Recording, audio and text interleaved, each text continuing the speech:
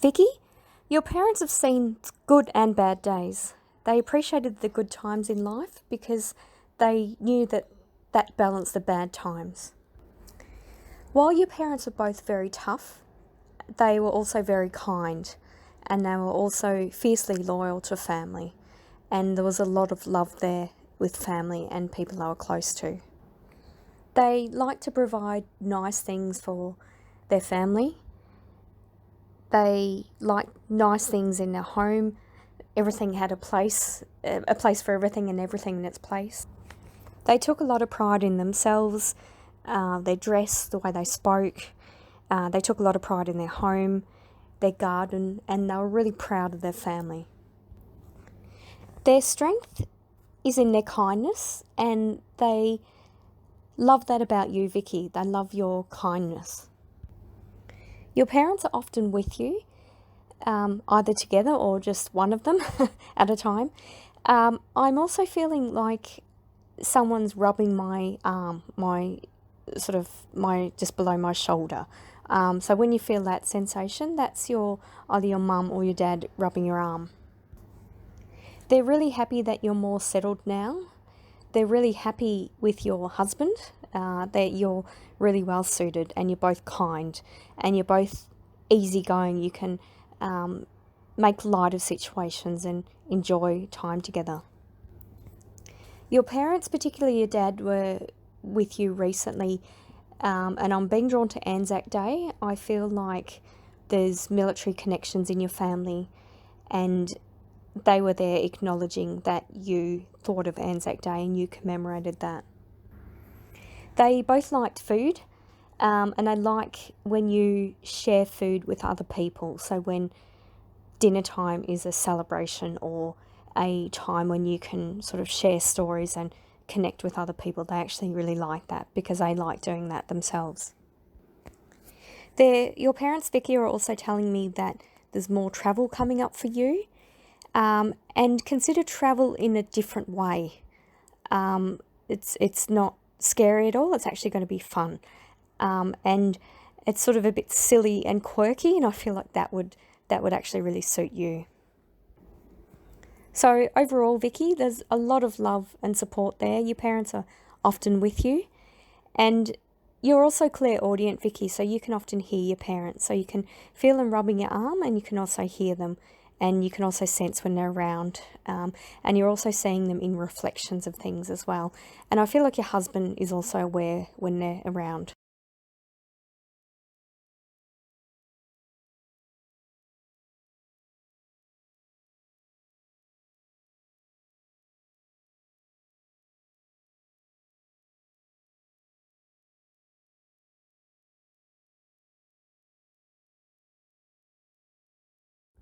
Robyn, these two men seemed more like mates than brothers. I'm not feeling a strong family connection to you. You've said that they're cousins, but it actually, it almost feels like a distant family sort of member. It doesn't feel like a close connection with you, but definitely a close connection with each other. I'm sorry to hear of the tragic way they passed, being a car accident on the way to your dad's funeral. The message I'm feeling from the two men are that they're sorry they missed the funeral. They don't blame your family for their deaths, not at all. In fact, they're not blaming anyone, they're just saying it just happened. And they're actually happy on the other side. Although they would have liked to have spent longer time here, they're actually happy. One in particular is telling me that the grog is free on the other side, so he's making a joke of that. He was the one that was the practical joker in the living. The message for their father is to take it easy. He's not getting any younger. I don't know whether he's trying to renovate or do something physical, but they're just warning him to take it easy with doing that. It's a feeling of sorry they're not able to help, but they're sort of, what they're saying is they're supervising from the other side. They're supervising their father. So there's quite a lot of humour there. One of them is actually misplacing things with his father. So when he goes to look for something and he's sure he put it somewhere, it's actually his son's playing a bit of a practical joke on him, and it's also getting him to lighten up in it. It's okay. It's, you know, what they would have done in a living or that sort of thing.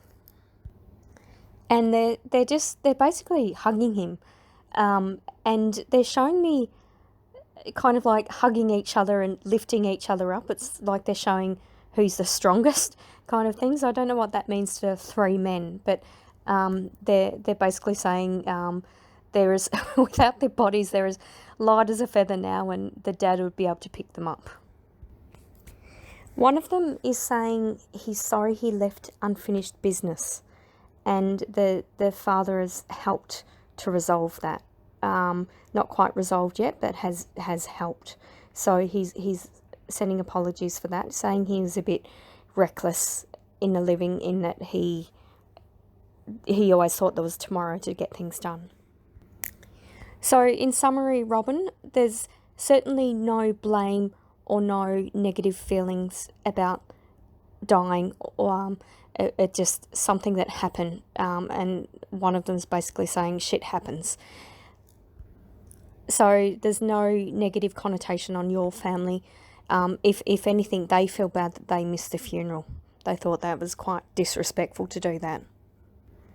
And the message for Dad and also the extended family, the cousins, the other cousins as well, is a feeling of love and support. And thank you for remembering them, and thank you for having them in their thoughts. They want you to remember the good times, because there are a lot of good times. They're saying that they were both well liked. They're kind of joking with each other that one is better looking than the other. So there's a lot of humour there. And they're basically saying that the grog's free on the other side, so they're happy about that. All right, thank you for that, Robyn.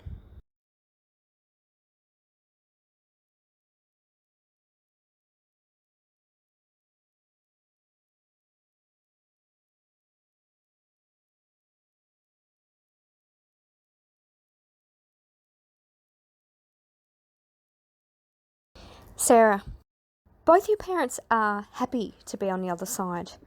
They're saying that there's no emotional or physical pain over there. There's no stress or drama or conflict or anything like that. So they're both very happy. They're saying that they're happy to be together over there, but they're also happy that they also get some time apart and do their own thing. They still like to do their own thing. There's a very quirky and excitable energy tuning into them. They're very well suited to each other. Your mum had an incredibly active mind. She was very intelligent, and she really was very intuitive as well. So she had a good mix of intuition and intellect, and that actually helped your dad understand people. Your dad could kind of speak what was on his mind, and although he was quite funny, a lot of people, or some people, didn't understand his humour. So your mum actually balanced that really well. And your dad balanced your mum's intellect. He almost sort of slowed down her mind and reminded her to enjoy the moment.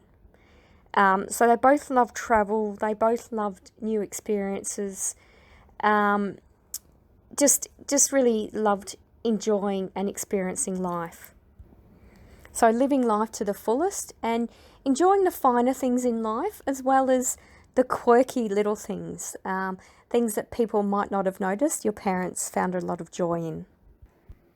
Interestingly, my friend Robert has come through with your parents. My friend was someone who has travelled the world, travelled to about 180 countries, and he enjoyed the company of interesting people. So that's confirming for me that your parents are both interesting. You'd meet them and you'd like to have a conversation with them. You don't know what you'd discuss, but you'd probably learn something from talking to your parents. The message from your parents to you, Sarah, is one of admiration of your hard work. They know you're a busy lady and you've obviously got commitments around you. they're saying that although there's no time in spirit, things will get better for you over time, in that you'll have more time to yourself. And when you do, make sure you do something quirky or silly to enjoy the moment and balance out the timeliness of life. So break the routine, break the monotony a bit is what they're telling me. Thank you for that, Sarah.